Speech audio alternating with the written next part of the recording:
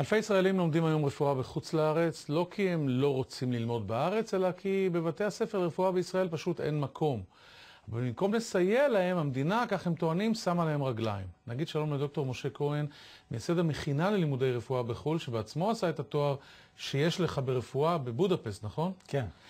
אז זה נושא שנורא מרגיז אותי, אני מאוד מזדהה איתכם. אני לא מדבר עכשיו כרגע, לא מדברים על המבחנים האיומים שצריכים לעבור אחרי שגמרתם ללמוד בפקולטות מאוד מכובדות. נניח בודפסט, אתה צריך לעשות פה את הבחינה, נכון? נכון. שאגב, בהרבה מדינות באירופה לא, אבל מילא, את זה נעבור. אתה מדבר על זה שלא מכירים בכלל בכם כסטודנטים, אתם לא יכולים לגשת לכל ההלוואות בתנאים טובים של סטודנטים. תציג את זה. נכון. אני עצמי למדתי רפואה בחו"ל, סיימתי בשנת 2006. אתה רופא היום בישראל? כן, רופא בתחום הקרדיולוגיה. אז הקמתי את הבית ספר שמכין סטודנטים ללימודי רפואה בחו"ל. ואני בעצם כאן היום כדי לדבר בשבילם. סדר גודל של 500 סטודנטים יוצאים ללמוד רפואה בחו"ל כל שנה, והם למעשה מקבלים אפס תמיכה מהמדינה. לא מכירים בהם כסטודנטים, כמו שאמרת, לשום צורך, וזה אומר שהם לגמרי בזכות עצמם.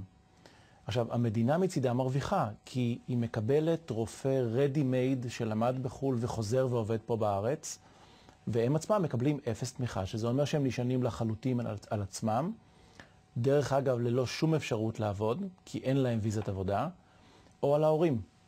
תואר כזה עולה בין 300 ל-600 אלף שקל לתואר, ואת כל העלות הזאת הם צריכים לחסות בעצמם. עכשיו, אתה אומר את כל זה כשישראל משוועת לרופאים. נכון. יש מחסור אדיר שהולך כל הזמן ומחריב ברופאים. זה לא שאנחנו, כמו בתחום המשפטים, רוצים לעצור את ההצפה. לא. האינטרס הוא שיבואו כמה שיותר רופאים. במקום לעודד את זה, בעצם מנסים לבלום את זה. מה המדינה אמורה לעשות ולא עושה? א', זה נכון, יש מחסור עצום ברופאים בארץ. ונחבר את זה לעובדה שסדר גודל של 50% מהסטודנטים שיוצאים ללמוד בחו"ל גם נשארים בחו"ל. שזה אסון בפני עצמו. נכון, כי הם מקבלים תנאי עבודה מאוד טובים, הם מקבלים המון כסף, וכל סטודנט שלומד בחו"ל מקבל הצעות אטרקטיביות להישאר שם.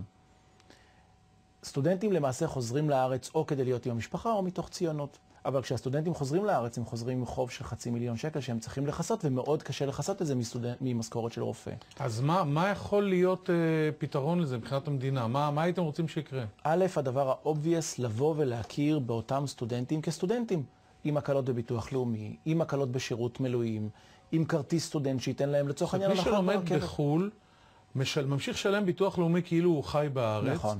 וגם ממשיכים לזמן אותו, אני מניח, למילואים, נכון. כאילו הוא חי בארץ. נכון, אוקיי. זה דבר אחד.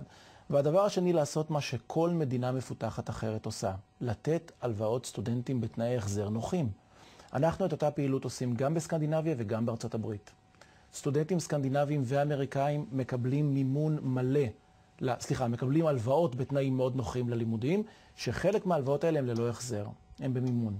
אז אנחנו אומרים לפחות תנו לסטודנטים הלוואות בתנאי החזר נוחים, שיהיה להם נוח והם לא יצטרכו למשכן את הבית. יותר מזה, אפשר לפתח את זה ולהגיד, תנו לסטודנטים תמריצים גדולים, אבל שמותנים בחזרתם לעבוד אחרי סוף הלימודים בישראל. נכון. ואז לא נאבד גם 50% מהכוח הכל כך חשוב ואיכותי הזה, אבל מישהו צריך לחשוב כאן בישראל. השאלה היא מישהו עושה את זה. תגיד, מי הכתובת? עם מי צריך לדבר? זה משרד הבריאות? מי קובע את הדברים האלה? אנחנו פנינו בזמנו ליעל גרמן, שרת הבריאות. אנחנו פונים לשר הבריאות, אנחנו פנינו בעצומה לראש הממשלה ושר הבריאות היום, בבקשה לבוא ולהכיר באותם סטודנטים כסטודנטים ולאפשר להם הלוואות סטודנטים בתנאים נוחים. זו הכתובת, בפירוש. תגיד, על כמה כסף מדובר גלובלית? כאילו, כמה זה אמור לעלות למדינה? ומה גם שזה הלוואה, זה לא מענק. נכון. עלות של סטודנט בחו"ל, כולל מחיה, זה סדר גודל של 80,000 שקל בשנה. תכפיל את זה ב-500. זאת צריכה להיות העלות השנתית של... כמובן שזאת הלוואה. מה שהמדינה מממנת למעשה זה רק את הריבית על ההלוואה. ואתם מקבלים סוג של אוזן קשבת, או שכל הרגולטורים וכל מקבלי ההחלטות פשוט לא סופרים אתכם, או מתנגדים, או מה? נכון להיום לא. זאת הסיבה שאנחנו כאן.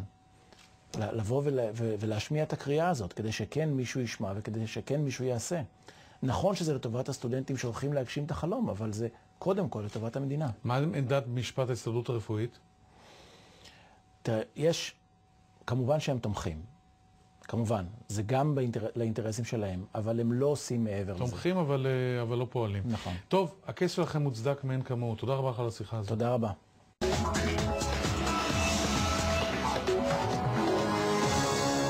לפני שנים לא רבות, בלגיה הייתה מדינה שולית למדי בכדורגל.